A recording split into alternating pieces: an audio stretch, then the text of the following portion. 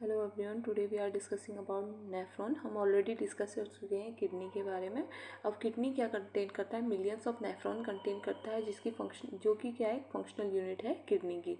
अब इसमें क्या होता है, जो नेफ्रॉन है उसको डिफरेंट पार्ट में हमने पोर्शन में उसको सेपरेट किया हुआ है। फर्स्ट है ग्लोमेरुलर कैप्सूल, सेकेंड है रीनल ट्यूब्यूल्स। ये पोर्शन रीनल ट्यूब्यूल्स है। ये मिलियंस ऑफ नेफ्रॉन हमारे कहाँ प्रेजेंट रहते हैं?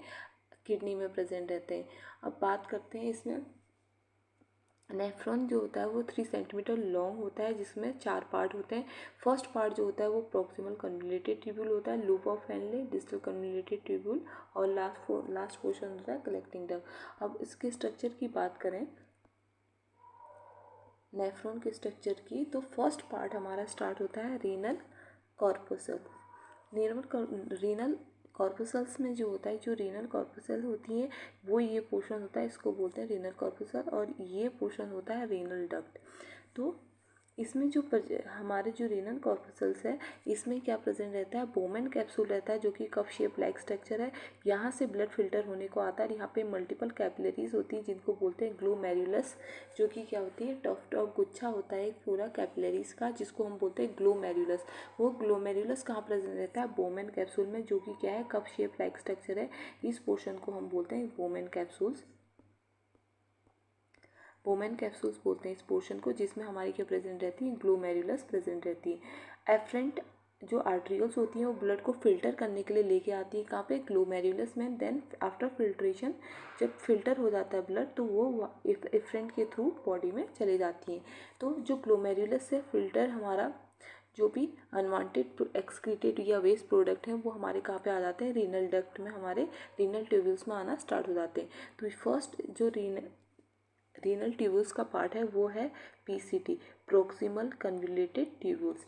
उसके बाद सेकेंड पार्ट स्टार्ट हो जाता है लूप ऑफ हेनले, और थर्ड पार्ट होता है उसके बाद डिस्टल ट्यूब्यूल्स, और फोर्थ होता है कलेक्टिंग डक्ट। जब यूरिन का ब्लड का फिल्ट्रेशन हो जाता है, तो जो वेस्ट प्रोडक्ट है वो कहाँ पे आता है? प्रोक्सिमल कन्वोल्यूटेड ट्यूब्यूल्स में आता है।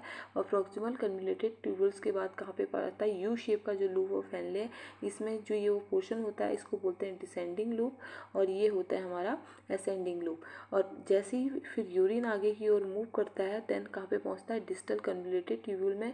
डिस्टल कन्वोल्यूटेड ट्यूब्यूल के थ्रू उसके बाद कलेक्टिंग डक्ट में यहाँ पे यूरिन पहुँचता है। नॉर्मली क्या होता है, जब पीसीटी में पहुँचता है तो कुछ परसेंट हमारा जो हमारे एसेंशियल्स कंपोनेंट होते हैं वो रीएब्जॉर्ब हो जाते हैं ब्लड में। जो बॉडी को अगर ज़रूरत होती है तो वो रीएब्जॉर्ब कर लेती है, अदरवाइज वो क्या करती है? वेस्ट प्रोडक्ट के थ्रू बाहर, यूरिन के थ्रू वो उसको वेस्ट प्रोडक्ट को बाहर निकालती है। तो नेफ्रॉन की बात करें तो नेफ्रॉन क्या है?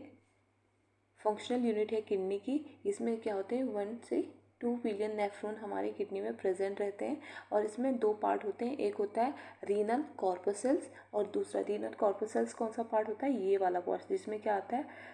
ग्लोमेरुलस और बोमेन कैप्सूल्स आता है। बोमेन कैप्सूल और ग्लोमेरुलस आता है। ग्लोमेरुलस अलग है, और बोमेन कैप्सूल को हम क्या बोलते हैं? ग्लोमेरुलल बोलते हैं। और जो सेकंड पोर्शन आता है रीनल कॉर्पसल्स के बाद, रीनल ट्यूब्यूल्स, ये पूरा पोर्शन क्या है? ट्यूब्यूल्स में आता है। तो फर्स्ट बात करते हैं रीनल कॉर्पसल्स की। इसमें ये कंसिस्ट करता है ग्लोमेरुलस और बोमेन कैप्सूल को। एक बोमेन कैप्सूल क्या है? कप शेप लाइक स्ट्रक्चर, और ग्लोमेरुलस क्या है? जो क्या है? कैपिलरीज हैं, जो कि फिल्ट्रेशन कर रही है ब्लड का। अब जो ग्लोमेरुलस है वो कंसिस्ट करता है पैराइटल और विस्टल लेयर को। जो पैराइटल होती है वो आउटर वॉल होती है, और जो विस्टल लेयर होती है वो इनर वॉल होती है, जो कि किससे बना होता है? पोडोसाइट्स जो सेल्स होती हैं उनसे बना होता है। इसमें जो होती है स्पेशली जो स्पेशली एंडोथेलियल सेल से बनी रहती है। अब बात करते हैं इसमें जो 2 आर्टरीज अटैच रहती हैं, एक होती है एफरेंट आर्ट्रियोल्स और second efferent arterioles. Efferent arteriole क्या करती है? ब्लड को फिल्ट्रेशन के लिए लेके आती है, और एफरेंट आर्ट्रियोल्स क्या करती है? ब्लड को आफ्टर फिल्ट्रेशन के बाद बॉडी में पहुंचाती है। अब बात करते हैं रीनल ट्यूब्यूल्स की। जो रीनल ट्यूब्यूल्स होता है वो क्या है? जो ग्लोमेरुलर वाला पार्ट है, उसके बाद रीनल ट्यूब्यूल स्टार्ट हो जाता है, जिसमें फर्स्ट बात है प्रॉक्सिमल कन्वोल्यूटेड ट्यूब्यूल, जो भी क्यूबिकल सेल से बना होता है, जो कि कॉर्टेक्स, जो किडनी का ये वाला पोर्शन है, कॉर्टेक्स वाला रीजन है, वहाँ पे प्रेजेंट रहता है। सेकेंड है लूप ऑफ हेनले, जो कि यू शेप्ड का है, लूप ऑफ हेनले। और इसको हम पेरस रेक्टा भी बोलते हैं। इसको दो पार्ट में डिवाइड किया गया है, डिसेंडिंग लूप, असेंडिंग लूप, जो कि प्रेजेंट होता है मेडुला। मेडुला कौन सा था? ये पिरामिड शेप लाइक स्ट्रक्चर था, क्योंकि इसमें थ्री लेयर थी, रीनल कैप्सूल, कॉर्टेक्स, पिरामिड, और इसके बाद ये वाला पोर्शन हमारा क्या था? पेपिला वाला पोर्शन था। देन उसके बाद कैलिक्स था, पेल्विस था, और फिर यूरेटर था। देन उसकी बात करते हैं लूप ऑफ हेनले की, जो कि प्रेजेंट रहता है मेडुला में और किससे बना रहता है? एपिथेलियल सेल से। नेक्स्ट पोर्शन स्टार्ट होता है डिस्टल कन्वोल्यूटेड ट्यूब्यूल, जो कि क्यूबिकल एपिथेलियल सेल से बना रहता है। देन फाइनली जो लास्ट पार्ट होता है वो है कलेक्टिंग डक्ट, जो कि किस पोर्शन में ओपन होता है? रीनल के पिरामिड वाले पोर्शन में ओपन रहता है।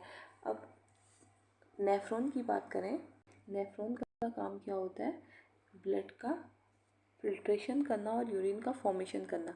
अब यूरिन का फॉर्मेशन कहाँ पे हो रहा है? यहाँ आफ्टर फिल्ट्रेशन, जब ब्लड फिल्ट्रेशन हो रहा है तो उसके बाद क्या होता है? यहाँ पे कहाँ पे पहुँचता है? जो यूरिन है वो कहाँ पे पहुँचता है? पीसीटी में, प्रॉक्सिमल कन्वोल्यूटेड ट्यूब्यूल में। देन उसके बाद लूप ऑफ हेनले में, फिर उसके बाद यहाँ से distal convoluted tubule, then finally कहाँ पे पहुँचता है? कलेक्टिंग डक्ट में, और वो यूरिन कहा जाता है यूरेटर में, यूरेटर के थ्रू ब्लैडर में और यूरेथ्रा से एक्सक्रीट आउट हो जाता है। ये तो हम बात करते हैं नेफ्रॉन की।